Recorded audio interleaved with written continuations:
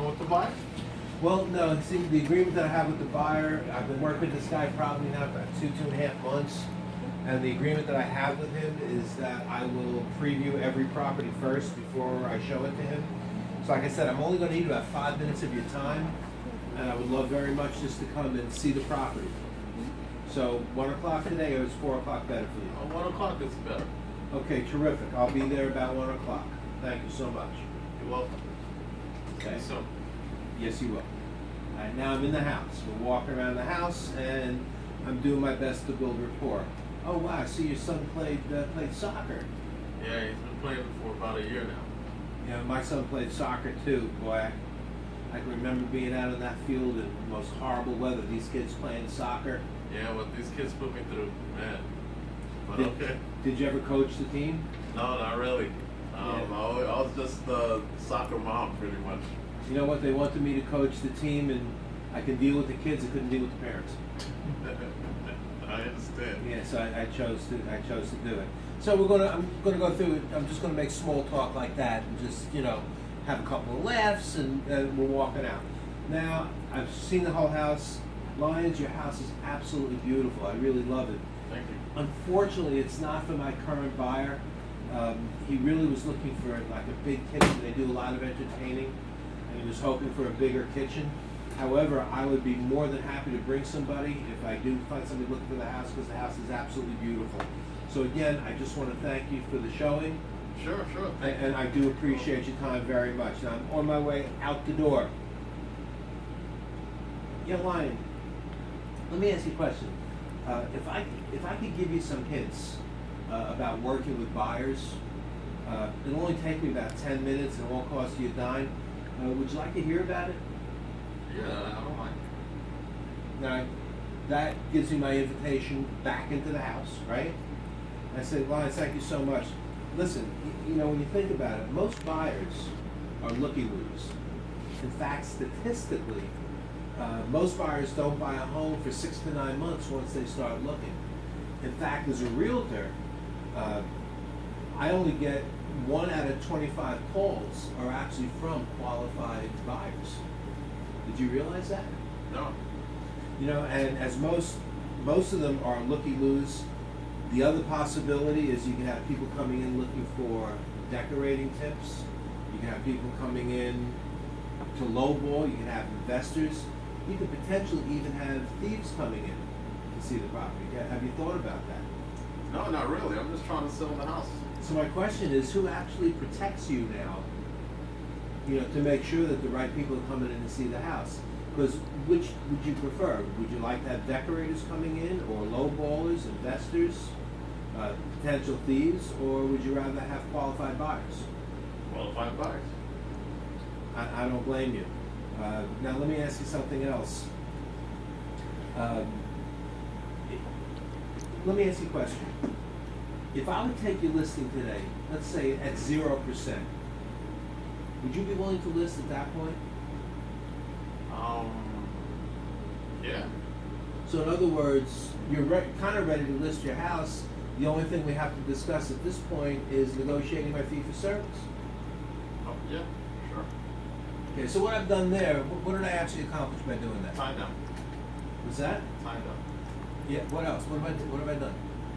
You open the Is it door. tie-down You've question? opened the door for a negotiation for fee. I've opened up the door for negotiations. I've done a trial close. My trial close has let me know what?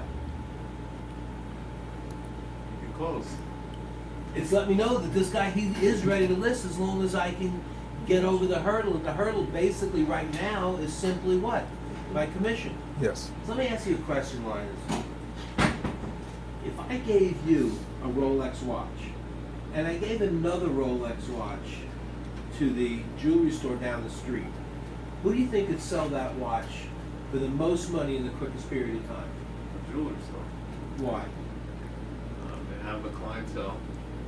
And it's also going to be sold quicker. They have more traffic than I do. Yeah, and I would agree with that. The fact is, I have no idea if Rolex watches are worth 10 times what other watches are worth. But I do know this. When I put my sign in front of your house, your house becomes a Rolex house. Okay, so again, what is the purpose of that? Even though I call it a Rolex close, it's really not a close. What is the purpose of that? What am I trying to do? Adding value to your service. I'm adding value to my service, but what's the most important thing? Remember, I'm planting seeds in his head. You're showing that you can do a far better job than what he's doing right now. Exactly, far better job. Why? Because you sell houses. Because I market. Yeah. The whole point of the Rolex close, remember, so when you deliver this close, remember I talked about starting with the end in mind? The whole purpose of this close is to get him to realize the need for marketing. All right? And he's just told me basically why marketing is important. He said it. I didn't say it. Remember, if I say it, he's not going to believe it. If he says it, he's going to believe it. He's told me in so many words the need for marketing. Right? He understands that the jewelry store is going to sell it. And I've even asked him why. He says, well, the jewelry store has the clientele. You know, when I put that sign in front of your house, why does your house become a Rolex house? Well, I'm on the boulevard here. I've got foot traffic that walks past here. I've got clientele built in coming in looking for properties. You don't. In fact, I saw your house. The only reason I knew your house was for sale is I drove by it. Most people drive by your house at 30 miles an hour. Let me ask you a question. If you drove by a house at 30 miles an hour, would you remember the phone number? No. Would you even see the phone number? No. So people could be driving past your house willing to buy it, and because you're in a one-way street, they can't even stop back up or do a U-turn. Does that make sense? So that's the whole purpose of that close, and that's what you have to understand about that. Is my whole goal with the Rolex close is to get them to understand the need for marketing. All right. So we move on from there. So let me ask you a question. Are you aware that 95% of all homes that sell with the aid of a realtor? No. Give you a true statistic actually this is from 2012, and it's the most recent statistic. The average home in the United States sold for sale by owner for $174,900. That same exact house sold with the aid of a realtor for $215,000. So if you do the math, and even if you take a full 6% commission for that $215,000, that seller still netted more than they would have netted on their own. So the fact is, working with a realtor will actually net you more money than you can if selling your house on your own. So what if I could actually get you more money than if you sold on your own? Sounds great. Okay. If I got pushback at that point, if he didn't say sounds great, if he says, I don't know, I mean, if he's expressing doubt to me at that point, I'm going to ask very simply, what if it worked? I mean, what if I was really able to get you more money for your house than you could if you were selling on your own? What if it worked? So let me ask you another question. How many people get on a plane every day and go to Las Vegas and they expect to come home winners? I don't know either. But most of them expect to come home winners, and very few of them do. We know that because the Las Vegas casinos are able to put up all that decor, give away free drinks, free buffets, and everything else. In fact, they make billions of dollars in profit every single year. So let me ask you another question. If selling your home on your own is a gamble that only has a 95% chance of succeeding, don't you think it's time to end this gamble right now and stop bleeding the money and get this house listed and sold and move on with your life? Sure. Makes sense, doesn't it? So all I need you to do is authorize this listing for me, and we're going to start moving on immediately. Does that sound fair? Fair. Sounds fair.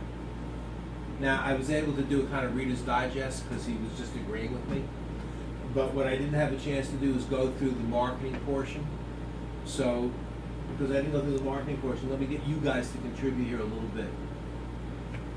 What is the value of listing with Rapid Realty? What separates Rapid Realty from everybody else?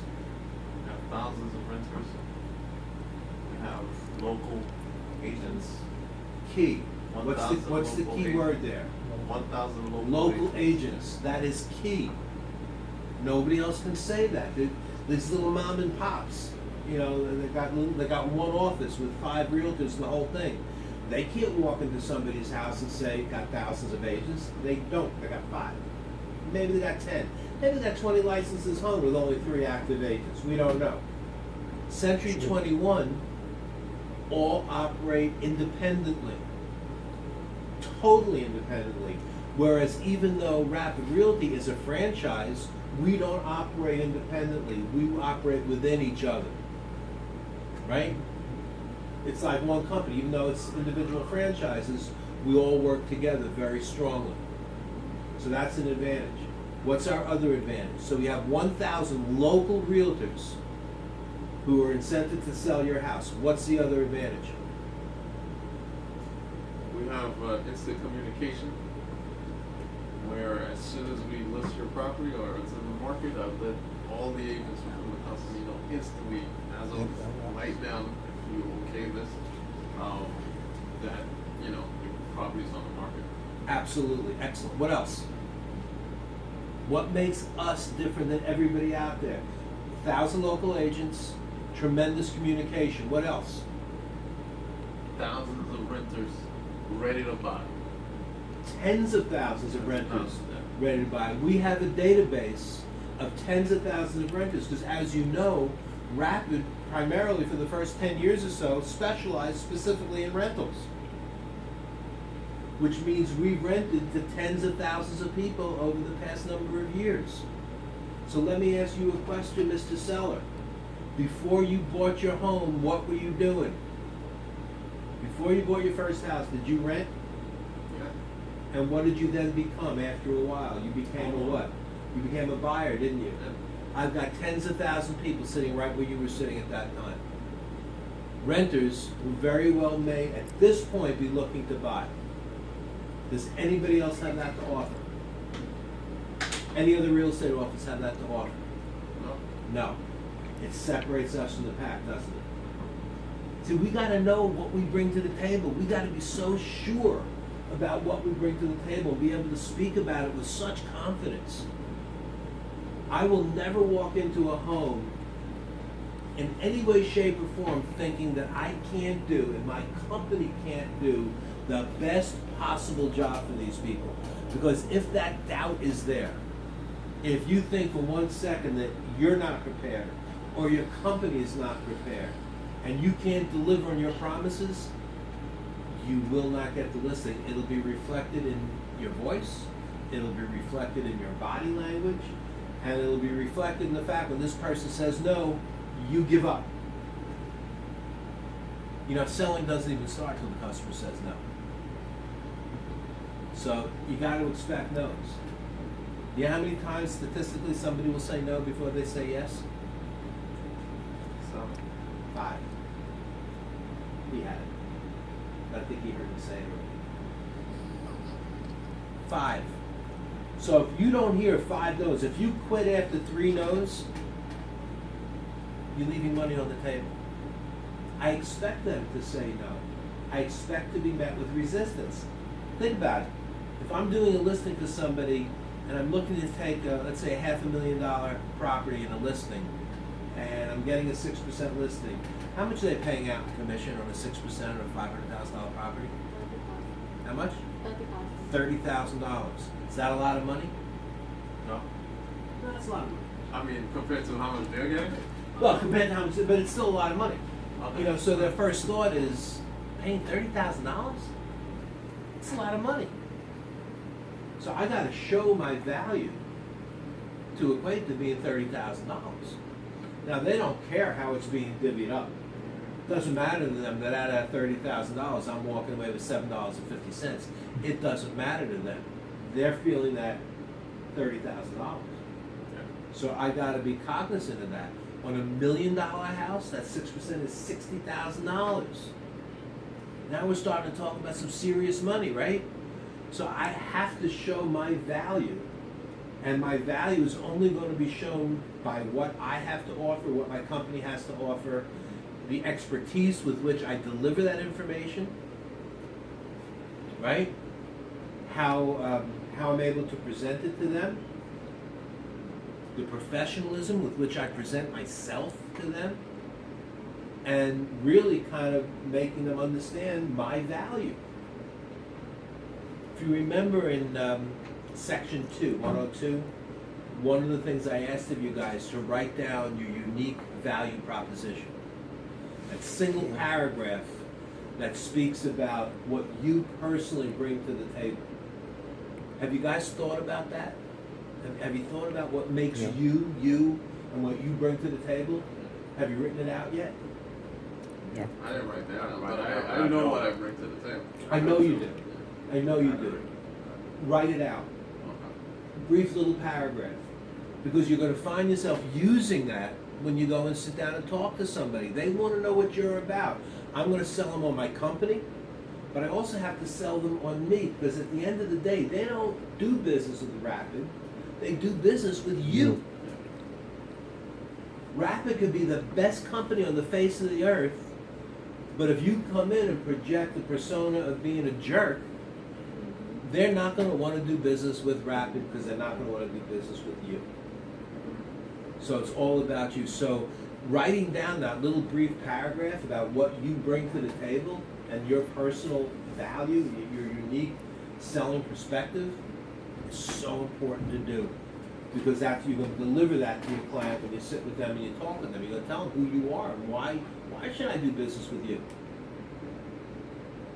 And also remember, feature, benefit. With them, what's in it for me? So when I tell somebody we have 1,000 local agents, that's the feature. How does 1,000 local agents benefit them? Exposure. Exposure.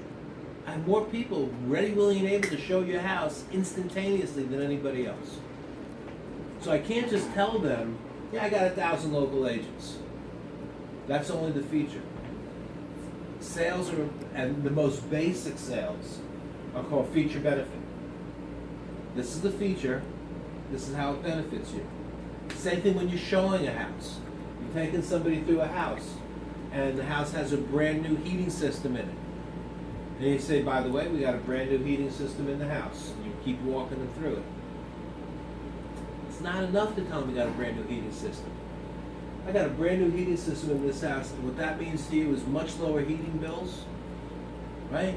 It's much more environmentally conscious, and it's going to last another 30, 35 years. You're not going to have to touch this heating system for the next 30, 35 years, except for biannual cleaning, and that's it. So again, it's all about features, benefits. What's the feature? Has a benefit. Does that make sense? It's the same thing when you're delivering a listing presentation. I'm going to tell them what the features are, but it's important to let them know how that feature is going to benefit them. It's always with them. What's in it for me? Any other questions? Anything else you guys want to share? All right, so let's